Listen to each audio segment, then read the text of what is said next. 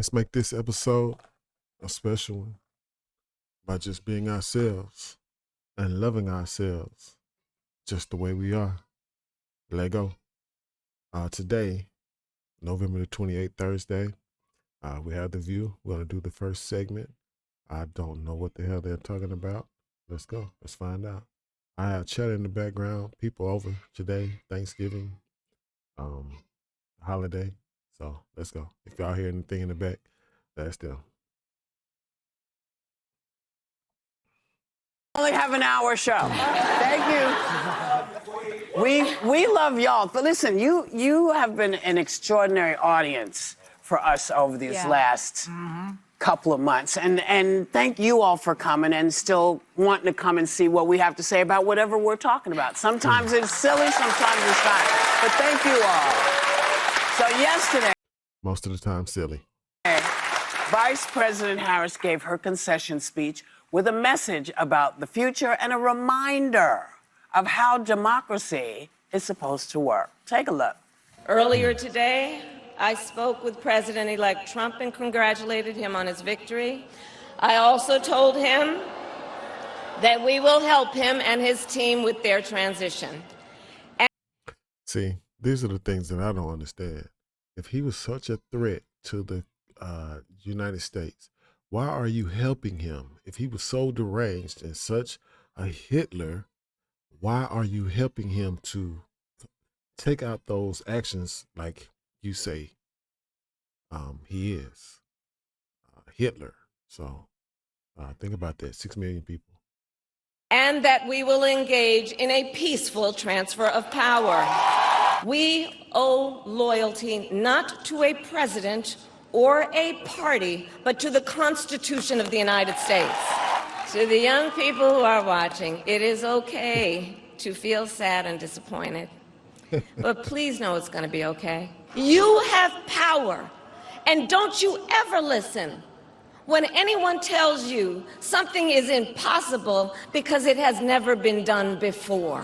This is not a time to throw up our hands. This is Drunk Auntie. a time to roll up our sleeves. This is a time to organize, to mobilize, and to stay engaged for the sake of freedom and justice and the future that we all know we can build together. So, yeah. Every time she talks, man, she got a voice that lulls me to sleep. Did her speech meet the moment America needed right now? Absolutely. She's even inspiring in defeat. Like the things she said about we don't stop fighting. She made the most important statements that when we lose, we accept the results and we peacefully transfer power, because for some reason, I don't understand. Why would you peacefully transfer power to someone that you thought was Hitler? I don't understand that. How and why do you do that? If you said those things, keep it 1,000. And no, you need to be doing what you were saying that Trump did, and just the January 6th thing. That's what you need to be doing if you thought this man was going to kill everybody in the United States. people forgot what that looked like. So that's what it looks like. And I'm hoping now we can get rid of election denying, because you can't what about this election, but what about that time you guys lost? Election denying has not been popular. The only person to pull it off is Donald Trump. Every other person he endorsed that was an election denier lost their races. So people need to stop doing that. This is over. You had your moment. It was super cool for a second. Now it's not. Bye. Like, that's all. But I'd like to be positive, but today I don't feel, yesterday I felt better. Maybe it was the Valium. Oh, wow. I didn't know she was going to talk about doing drugs. But I was just going to say about she don't feel good. She got this black dress on. Maybe she feeling, well, I wear black every day. But But today I feel like we lost the Senate, the Supreme Court, the executive branch. The House is on the verge of going to him. It's pathetic. There are no checks and balances. A completely intelligent, qualified woman lost to a guy who's simulating sex with a microphone. I mean, come on, America. Yeah. That's what we chose, baby. I know. She always had something ugly on. I feel that I was saddened when I saw her, primarily because this is the kind of leadership we could have had. And What the fuck? that's what I felt walking away from it. Like, this country missed out on that type of leadership. This country missed out on the leadership of moving forward, not going back. The leadership of someone that was trying to unify this country in a way that I think this country really needs, and it's just going to become more divisive under someone like Donald Trump. What you think doesn't matter. We chose the president, and we are moving forward, not going backwards. Thank you very much. And so while I think she certainly met the moment and she was graceful, she exhibited a grace towards him that he didn't deserve. I think that it was very powerful that she spoke to young people and explained to them that even though she didn't shatter the ceiling, please don't think that you can't do that. Yeah. And I think that message of hope was really important. But I also think it was very important that she said, while she conceded the election, she did not concede the fight that fueled her campaign. Yeah. Miss Legal Note. And that's a fight for democracy. So I was trying to do it. Might have been her best speech she's given. I think she ran this race admirably. I think the greatest politician of all time would have struggled to, in 3.5 months, overcome somebody who's been running for a decade. I do think that in this post-mortem that needs to happen with Democrats, they need to think about, why wasn't she given more lead time? Why didn't Biden give her 6 months or a year to run? But there's bigger pictures. That's a Biden, the Democratic Party, Nancy Pelosi, those people. Micro. There are some macro issues here. The fact that the nation elected somebody like Donald Trump, who even people who voted for him, I talked to so many of these people, will say, I don't like him. I don't like the things he says, but I felt like my life was better under him. I think that a lot of Democrats missed the moment. They were looking at the micro and not the macro. Do you think the Republicans missed the moment? What about? She keeps saying that, and then she keeps coming. They're going to have a fight. Fist fight, I don't know, but they said we're going to have to separate them. About a post-mortem on the Republican Party, which is the Trump Party right now. They just swept, though. I mean, I've been talking about what I'd like to see from the Republican Party. They won, but they're morally bankrupt. But America just gave them. So let me just make my point here. Morally bankrupt. Democratic Party literally bankrupt, $1.5 billion to $20 billion in debt. Goddamn. So you have people talking about, well, how did he win Michigan? Because Democrats are saying, oh, she should have talked more about Gaza. No, union halls were empty. Dearborn went for Donald Trump. This is not about a micro issue like Gaza. It's people saying the cost of living is too high. The wages are too low. My life felt better under him. And I know what we'll say.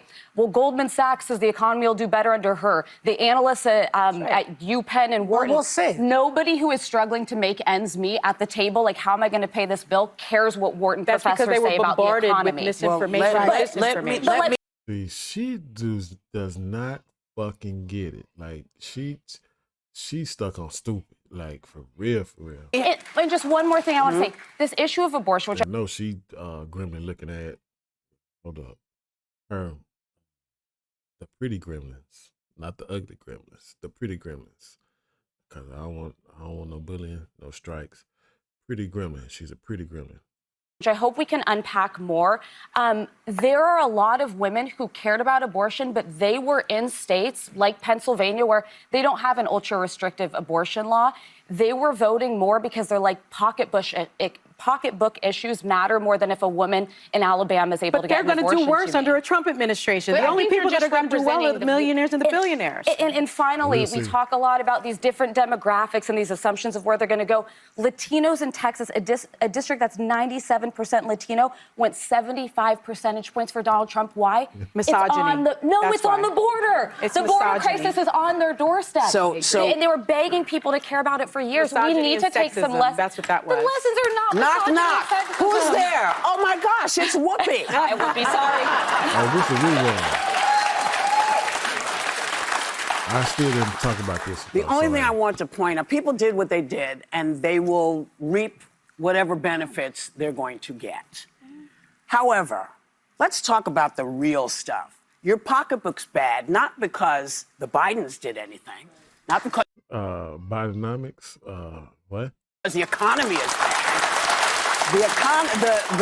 Your grocery bills are what they are is because the folks that own the groceries are pigs. Yeah. But no one articulated that. Well, Yeah. that's what I'm saying, is that let's talk about the reason. The people at the grocery stores are pigs. Okay. What Kimberly was saying. She was saying she gonna bring the prices of groceries down by going after the people that were price gouging, which was a low percentage of price gouges. That's what she said. Not that the farmers or the grocery stores were greedy. Pigs as whoopee. Reasons why gas is high, not because the Bidens didn't try to help, but because the folks who control Didn't get it down. decided, I want more money. But see, you said a great thing, and I want to reiterate it. When you have been running for 2 months against somebody who's been running for almost 9 years. And running away from jail. And the jail. Listen, let me disabuse you. He's not going to jail. Nothing is going to happen to him. No. And that'll be great for our kids to see. That you can do all these things and get away with it. Because that's what everybody was saying, that they were appreciating. The fact that he was a man, that he did this and he was that. You know, okay. That man is going to show you. Uh-oh. You want to get it? I'll wait. You wait.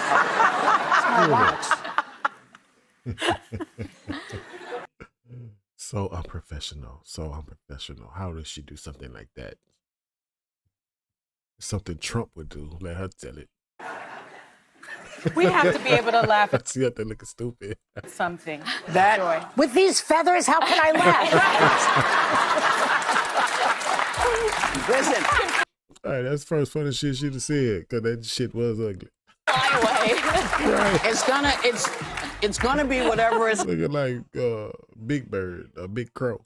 gonna be. Okay? You know what he said he's gonna do. Be prepared. All right, we prepared for what he gonna do. This is a rerun, and this is a rerun.